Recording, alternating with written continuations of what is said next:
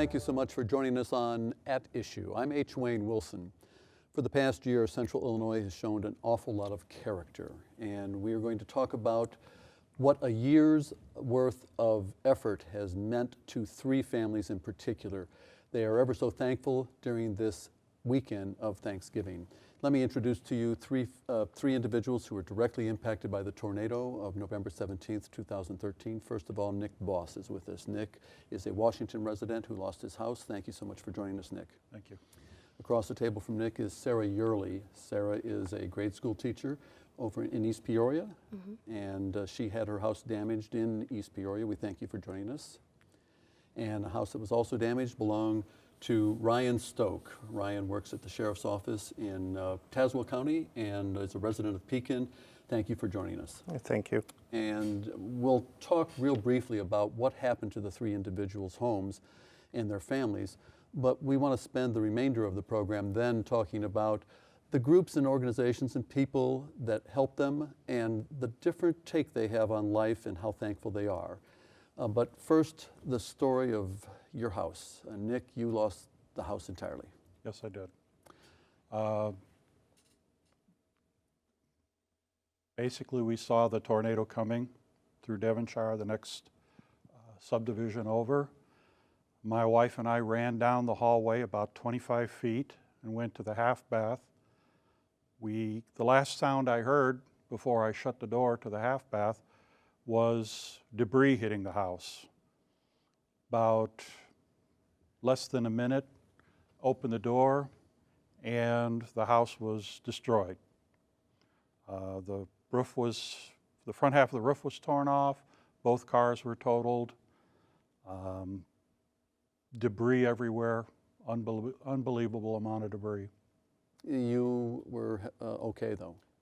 We both came through just fine. And for clarification, no basement in your house? There was no basement in the house. No, all we had was a crawl space, and the designated tornado shelter was the half bath in the middle of the house. And that remained standing? Yes. And everything else? Everything else was gone, yes. You looked outside, or you saw the remainder of what was your house, and then you looked down the street, and what did you see? Saw just about every house in the subdivision had been damaged in some way, shape, or form. Everything from minor damage to houses that were leveled. And it's without rhyme or reason. The house next to us had minor damage, siding, shingles, windows. The house next to that, the roof was lying in the backyard. So it was unbelievable amount of debris.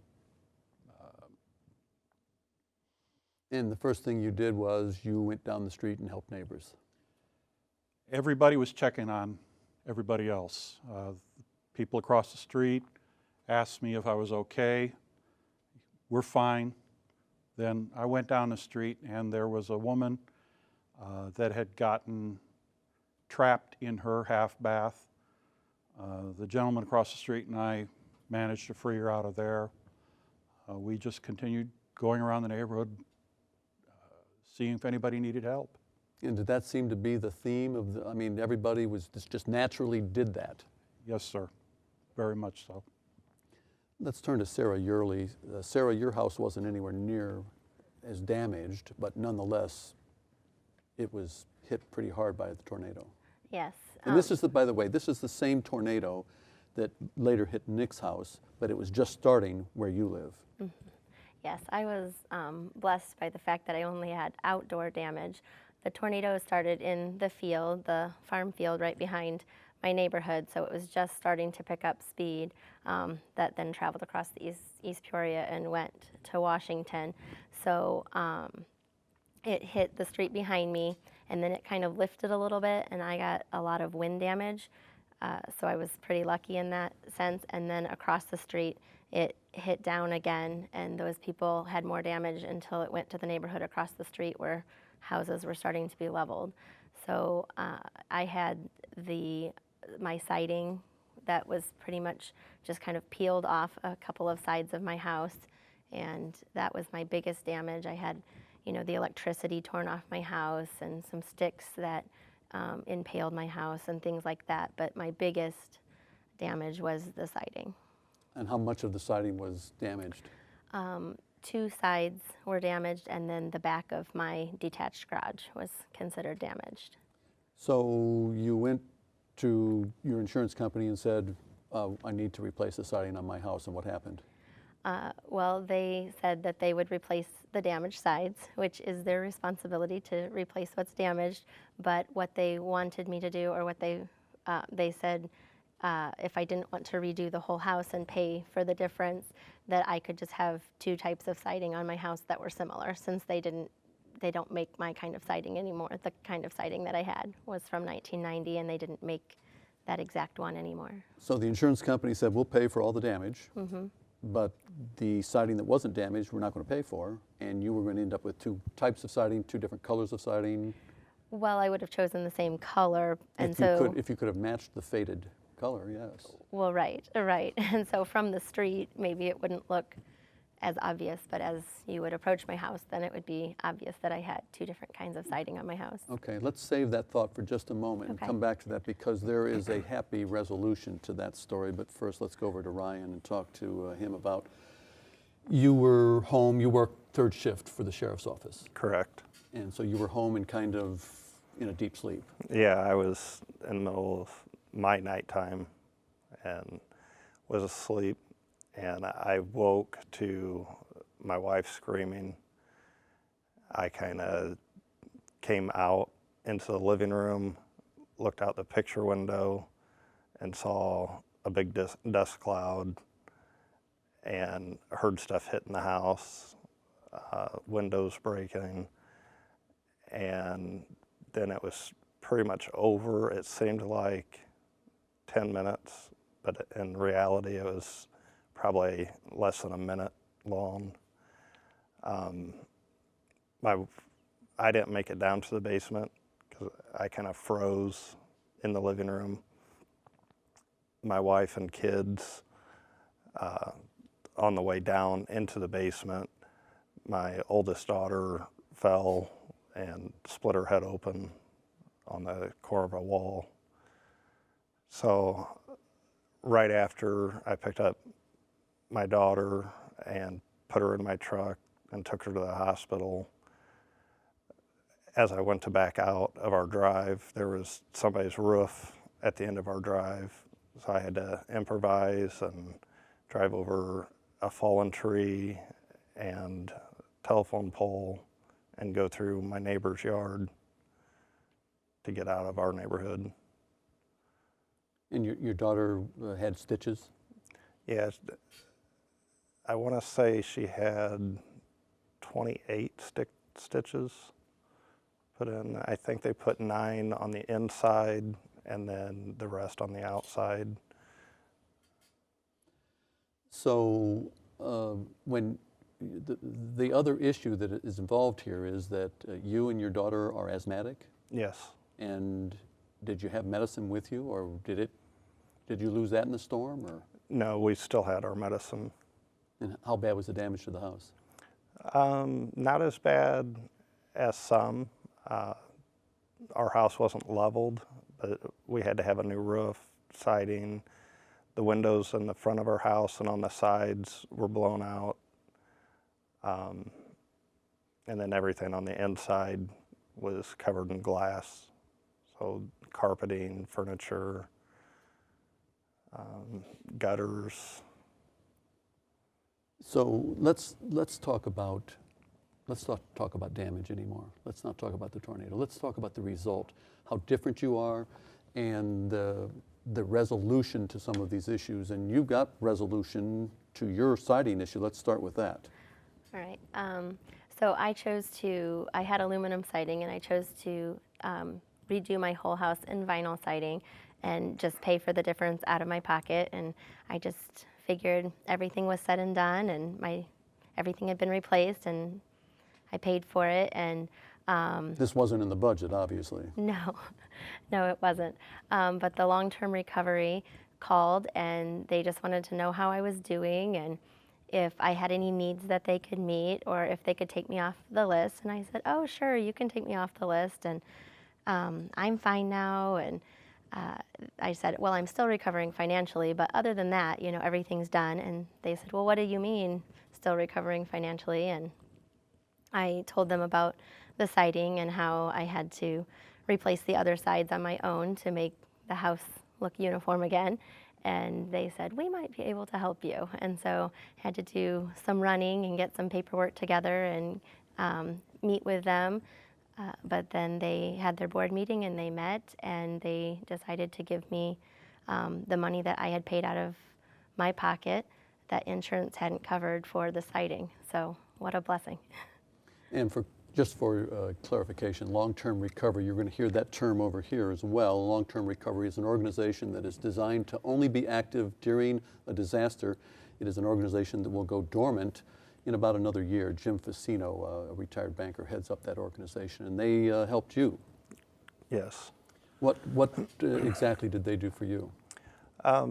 They paid one of my utility bills and helped me get in contact with different organizations. We were having some issues with insurance at first, and they gave me numbers and names of places that I needed to call to try and get some stuff resolved. They put me in contact with the Red Cross, who was great.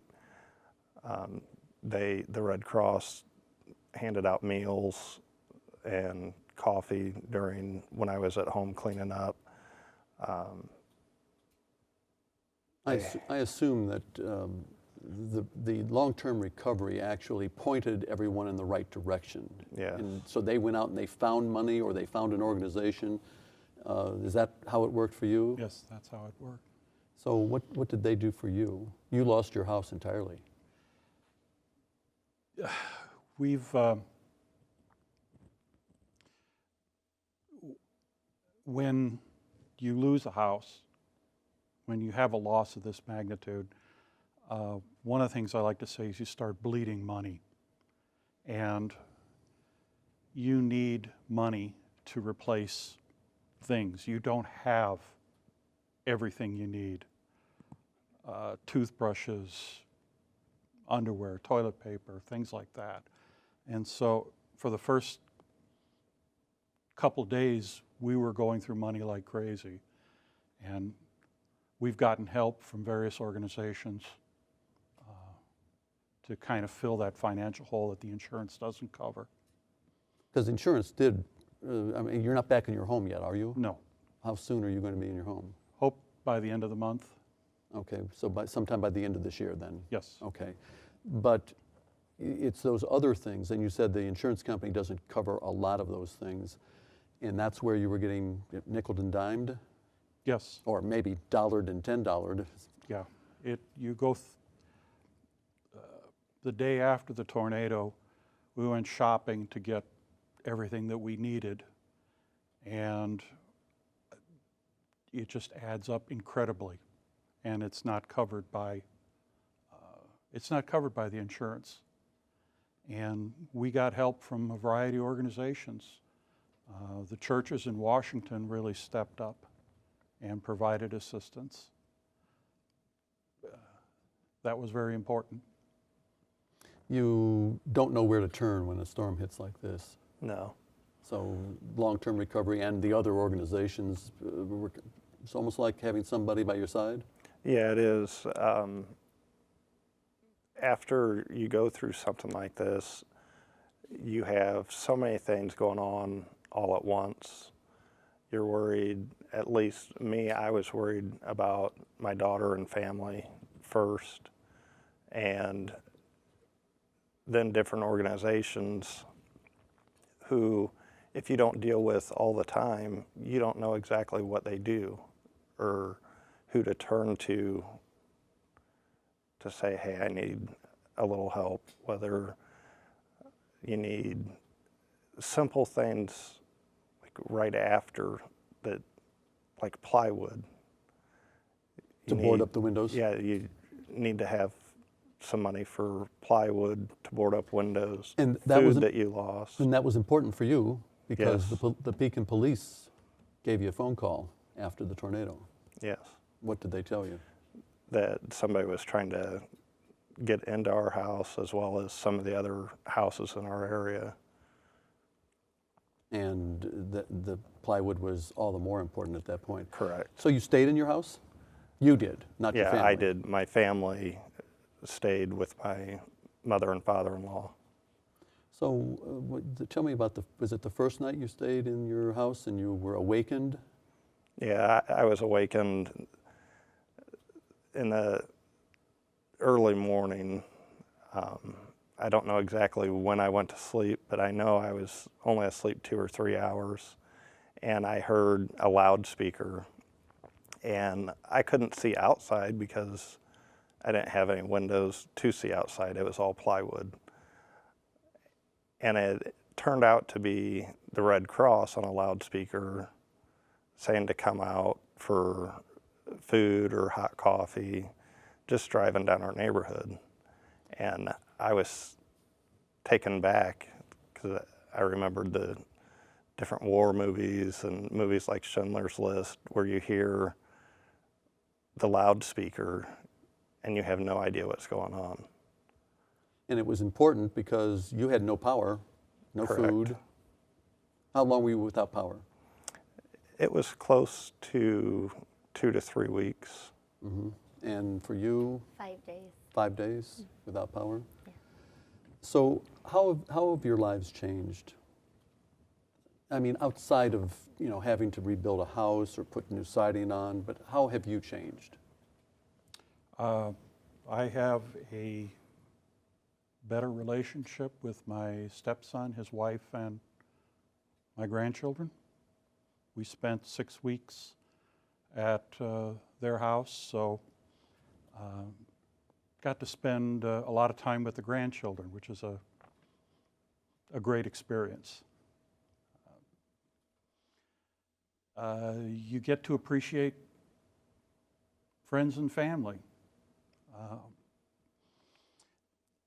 It was right after the tornado, and it was sometime when the cell service was restored.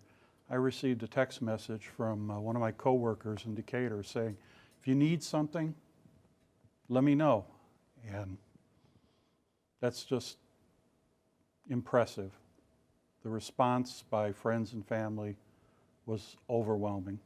From people you didn't even know. That's correct. How have you changed? I just feel blessed by, like he said, all the people who came forward and just gave a word of encouragement or offered their help or made a collection to help out with things. One night I got home from work and someone had just left a care package on my door, and it just is amazing how many people come forward and just family and friends that are willing to help and lend a hand, and places like the long-term recovery where sometimes you don't know what your options are. They just are able to give you advice and say, well, what about this? And just the outreach of phone calls, things like that. And none of you knew about long-term recovery, or many of the organizations. I mean, you knew Red Cross and Salvation Army would be there, but you didn't know half these organizations that helped you out. No. How have you changed? I don't sweat the small stuff as much and don't take everything for granted. I spend a lot more time with my family and cherish them a lot more. Not that I didn't cherish them before, it's just drawn us closer as a family and closer to God. Were you scared?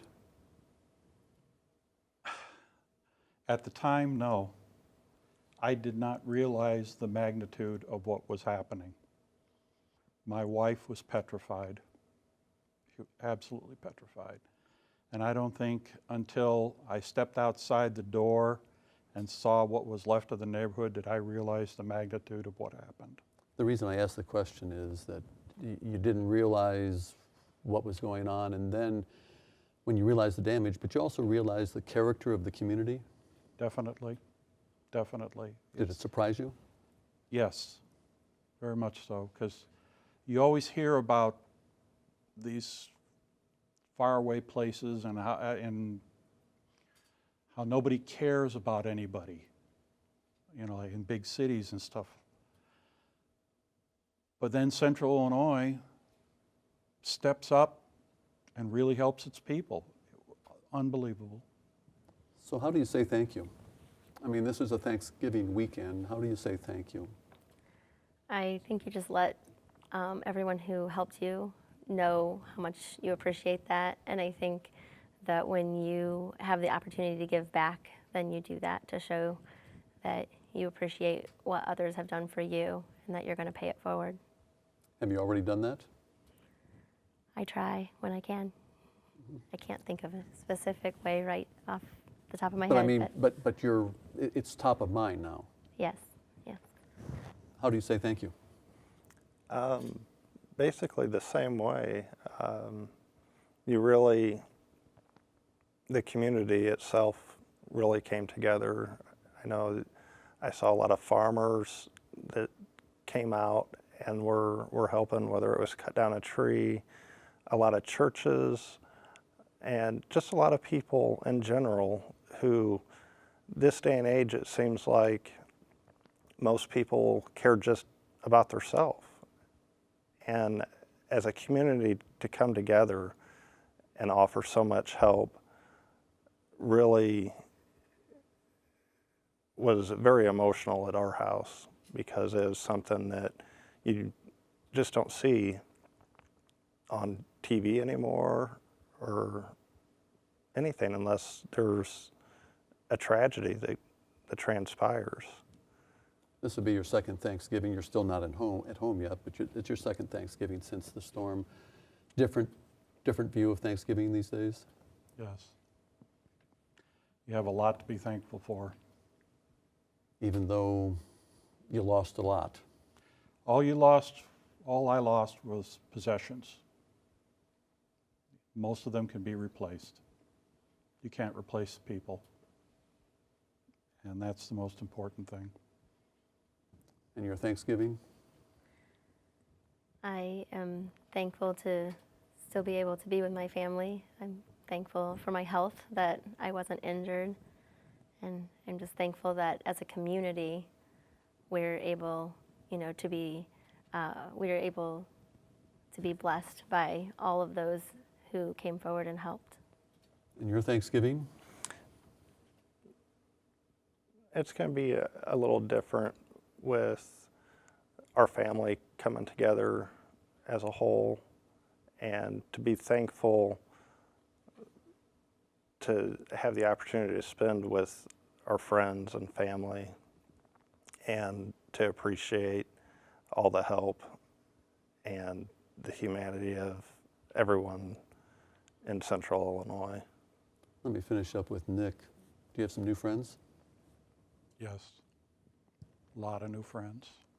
How did that come about? I mean, I know that they helped you, but how you've maintained that friendship? Yes.